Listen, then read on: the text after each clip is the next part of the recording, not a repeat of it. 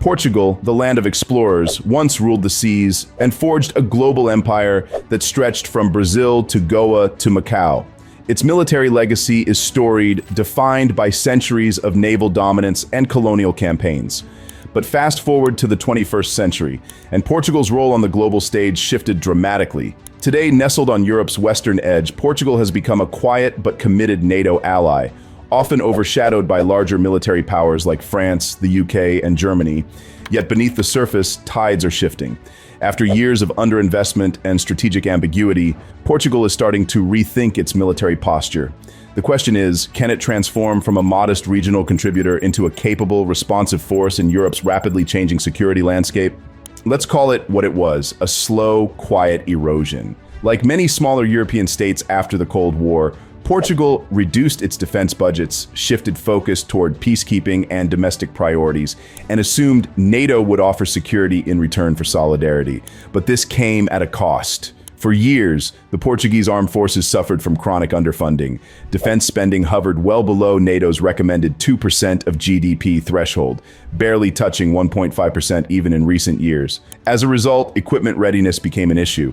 Portugal's mechanized forces often rely on aging Leopard 2A6 tanks, second-hand C-130s, and a modest fleet of F-16 Fighting Falcons, many of which are overdue for upgrades or replacement. Then there's the human side. Portugal has struggled to attract and retain personnel. Recruitment numbers have fallen short, and aging demographics only exacerbate the problem. According to a 2023 government report, the armed forces were operating with approximately 10 to 15% fewer personnel than planned. Low salaries, outdated facilities, and limited career prospects have made the military an unattractive option for younger generations. Strategically, Portugal's focus remained largely maritime, with an emphasis on NATO peacekeeping and EU crisis response operations, but it lacked the hard power projection capabilities needed for rapid deployment or deterrence against near-peer threats. So, what changed? Look around. From Russian aggression in Ukraine to rising instability in the Sahel and Maghreb, Portugal now sits on a geopolitical fault line. Its long Atlantic coastline may seem distant from the world's flashpoints, but the threats are growing more complex and less predictable. Russia's rearmament and provocative behavior in Eastern Europe, including submarine activity in the North Atlantic, have made Portugal's naval capabilities more relevant than ever.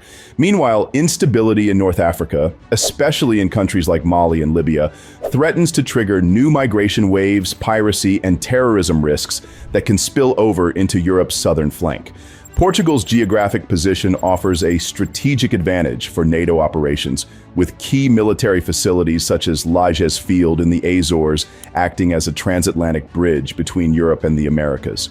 But to fulfill that role effectively, Portugal needs a credible, responsive military. Three moments stand out as wake-up calls for Lisbon. First, Russia's 2022 invasion of Ukraine shattered illusions of lasting peace in Europe and triggered a continental reappraisal of defense priorities. Second, the collapse of Western missions in the Sahel exposed Portugal's vulnerability to instability on its southern doorstep.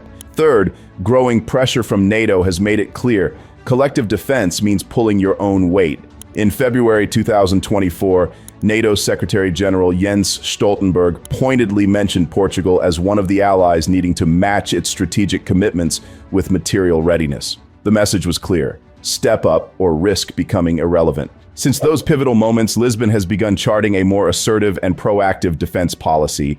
Recognizing the urgency of modernization, the Portuguese government has initiated a multi-year transformation of its military apparatus. One of the cornerstone shifts is the sharp rise in defense spending, with the 2025 national budget allocating nearly 3.5 billion euros to defense, a notable increase from under 2.7 billion euros in 2022. Portugal has committed to reaching NATO's 2% of GDP benchmark by 2027, signaling that it takes both its regional and alliance responsibilities seriously. This increased investment is fueling a wave of acquisitions and upgrades. One of the most prominent moves is the purchase of Embraer KC-390 Millennium transport aircraft.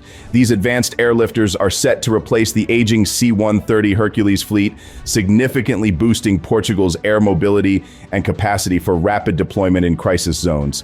At the same time, efforts are underway to modernize the F-16 Fighting Falcon fleet, extending their service life into the 2030s with upgraded avionics, targeting systems, and radar capabilities. These enhancements are seen as an interim step toward eventually joining next-generation European fighter initiatives. Naval modernization is also high on the agenda. The Portuguese Navy is set to receive new offshore patrol vessels designed for multi-role capabilities, especially in anti-submarine warfare and maritime security. This reflects a growing recognition of the strategic value of the Atlantic, where Russian submarine activity has made early detection and maritime control a renewed priority. But modernization isn't limited to hardware. The digital frontier is receiving long overdue attention. Portugal has significantly expanded its cyber defense unit and is participating in European Union-wide space and digital surveillance programs. Lisbon is acutely aware that future threats may come as much from malicious code as from bullets, and it's taking steps to ensure national resilience in cyberspace. Human capital is another area of focus. The government has begun implementing new incentives to revitalize military recruitment and retention. These include salary adjustments, subsidized housing for service members, educational support, and improved career progression tracks. Moreover, Portugal is investing in its officer training schools and enhancing collaboration with NATO allies to standardize operational readiness. Recent joint exercises with the US, Spain, and France are helping Portuguese troops hone their interoperability and reinforce Lisbon's status as a reliable partner. All these steps reflect a shift in mindset. No longer is Portugal merely playing defense or relying on historical goodwill within NATO. It is slowly but steadily forging a new strategic posture, one that blends agility with purpose, regional identity with alliance obligations. The road ahead may be long, but the course correction is real. Portugal is waking up, and it's investing not only in hardware, but in its people, doctrine, and strategic relevance. Portugal isn't alone in its military reawakening. Italy, Spain, and Belgium have faced similar challenges: low spending, aging equipment, and waning public interest in defense. But unlike Germany, which launched a massive €100 billion defense fund in 2022, Portugal's growth is steadier and more constrained by fiscal discipline. Yet in some areas, Portugal punches above its weight. Its special forces are highly regarded within NATO. The country plays key roles in EU maritime missions and UN peacekeeping operations. And its Atlantic identity gives it a unique perspective that complements Central and Eastern European concerns over land warfare. Portugal isn't aiming to become a military heavyweight. That's not in its DNA or budget, but it is seeking credibility, agility, and interoperability. Lisbon's goal is to be a trusted NATO partner that can deploy rapidly, defend its maritime domain, and contribute to allied operations. However, challenges remain. Reaching 2% of GDP won't be easy amid competing economic pressures. Public support for military expansion is lukewarm, and modernization timelines risk being stretched by bureaucratic hurdles and supply chain delays. Still, the direction is clear. Portugal is waking up to a new era, one where even smaller states must carry more of the defense burden. Its military renaissance won't happen overnight, but if Lisbon stays the course, it could emerge not as a silent observer on NATO's flank, but as a reliable pillar of European defense. The age of strategic sleepwalking is over, and Portugal, long the quiet sentinel of the Atlantic, is finally sharpening its sword.